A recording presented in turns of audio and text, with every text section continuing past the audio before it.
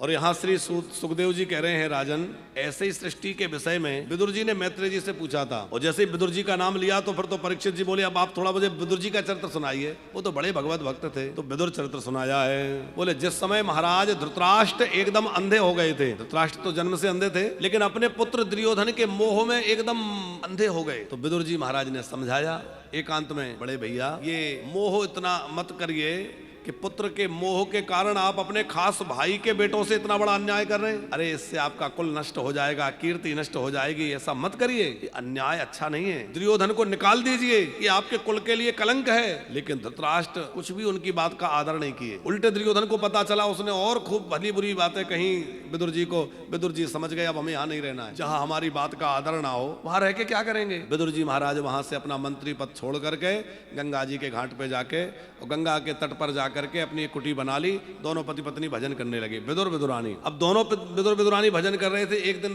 पता चला कि द्वारिकाधीश श्री कृष्ण शांति दूत बन के हस्तिनापुर आ रहे हैं। विदुरानी के मन में बड़ी इच्छा थी कि ठाकुर जी हमारे घर पधारे हैं, पर विदुर जी बोले देवी हमारे घर में है क्या खिलाने के लिए, अरे बैठाने की जगह नहीं, खिलाने का कुछ साधन नहीं। विदुरानी के हृदय में बड़ा भाव है, एक बार प्रभु मेरे घर पधारे। भक्त तो भाव देखते हैं, वो आपके प्रभाव को नहीं देखते। दुर्योधन ने बड़ा प्रभाव दिखाना चाहा, खूब स्वागत की व्यवस्था की, बड़ा सजाया धजाया नगर को। द्वारिकाधीश ने कहा दुर्योधन यदि न्याय पूर्वक पांडवों का राज्य नहीं दे सकते तो आधा दे दो, 5 गांव दे दो, पर झगड़ा मत करो, लड़ाई होगी तो बहुत अनिष्ट होगा।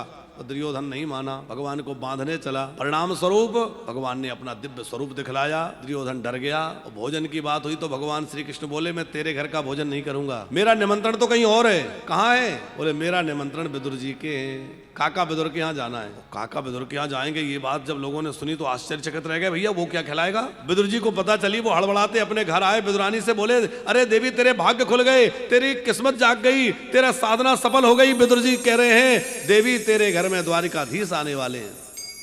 और विदुरानी तो इतनी भाव में बहवल हो गई, अपनी कुटिया को सजाया और भगवान के आने की प्रतीक्षा करने लगी। विदुर जी कुछ मेवा मिष्ठान लेने चले गए, उसी समय द्वार पर द्वारिकाधीश पधारे, दरवाजा बंद था, विदुरानी कुछ तैयारी में लगी थी, भाव में डूबी थी। भगवान आवाज लगा रहे काकी, अरे ओ काकी, काकी दरवाजा खोल। और विदुरानी ने जैसे ही दरवाजा खोला, सामने द्वारिकानाथ खड़े हैं। प्रभु का दर्शन करके नेत्रों से अश्रुधारा बह रही है, प्रेम में आनंद में डूब रही है। द्वारिकाधीश बोले काकी बस देखती रहोगी कि अंदर भी ले चलोगी? अंदर लेकर आई, यहाँ बैठ जाओ। बोले नहीं नहीं ये ठीक नहीं, यहाँ बैठ जाओ। कभी कहती यहाँ बैठ जाओ, और फिर जो है संत कहते हैं एक जगह उल्टा पटला रख दिया, भगवान उसी पे विराज गए। और उसके बाद ऐसे टकटकी लगा के देख रही। भगवान बोले कि देखती रहोगी, कुछ खाने को भी दोगी, बड़ी भूख लगी है। केले के छिलके, केला पहले केले लेकर आई, केला का छिलका उतारती है और श्री कृष्ण को देती है, तो गरी भगवान को देती है और छिलका फेंक देती है। लेकिन भाव इतना अधिक है कि भाव में डूब गई, भूल गई मैं क्या कर रही हूँ। छिलका उतारती है और छिलका श्री कृष्ण को दे देती है और गरी फेंक देती है। और प्रभु ऐसे भाव के भूखे हैं, वो सोचते हैं कि इतने प्रेम से दे रही है, फेंकूंगा तो अनादर हो जाएगा, छिलके ही खाने लगे। विदुर जी ने फटकार लगाई, ये तूने क्या किया? अरे प्रभु को छिलके खिला दिए। इतना सुनते ही विदुरानी को होश आया, मैंने ये क्या किया। श्री कृष्ण बोले काकी चिंता मत करो, तुम्हारे छिलकों का स्वाद मैं कभी नहीं भूलूंगा। पता है तुम्हारे छिलके खाकर मैया यशोदा के माखन की याद आ गई, तुम्हारे छिलकों में वो स्वाद सा कि मुझे भीलनी सबरी के बेरों की याद आ गई, मुझे सुदामा के तंडुल। भगवान को कुछ लोग ही तो हैं जो इतने भाव से जिमा सके हैं। देखो भगवान को भूख नहीं लगती, प्यास नहीं लगती, सर्दी नहीं लगती, गर्मी नहीं, ये भगवान में नहीं होता भूख प्यास सर्दी गर्मी, ये हम मनुष्यों में है, जीवों में है। लेकिन जब भक्त के अंदर भाव प्रकट होता है तो भगवान के अंदर भूख प्रकट हो जाती है। कर्माबाई की कथा तो आप सबने सुन रखी है। आज भी जगन्नाथ जी में जो भोग लगते हैं, तो चाहे जितने भोग बने हो, चाहे जितनी बढ़िया बढ़िया भोग बने, जगन्नाथ जी का भात तो अद्भुत है, पर सबसे पहले कर्माबाई की खिचड़ी का भोग लगता है। कर्माबाई का नाम कर्माबाई नहीं था, नाम तो कुछ और था, कर्मेती। लेकिन आकर के कन्हैया गोद में बैठ के कहते थे जल्दी कर्मा, जल्दी कर्मा, तो जल्दी कर्मा के नाम से नाम ही पड़ गया कर्मा। एक बार कोई महात्मा आए, उन्होंने कर्माबाई से कहा कि अरे तू सवेरे उठ के खिचड़ी बनाने लग जाती है, अरे पहले नहाया धोया कर, घर को साफ सुथरा किया कर, तब बनाया कर, ऐसे भोग लगता है। बोले ठीक है। अब वो महात्मा की बात मान गई। अगले दिन वो घर की साफ सफाई में लग गई, फिर नहाने धोने में लग गई। अब कन्हैया आए और कह रहे जल्दी कर्मा, जल्दी कर्मा।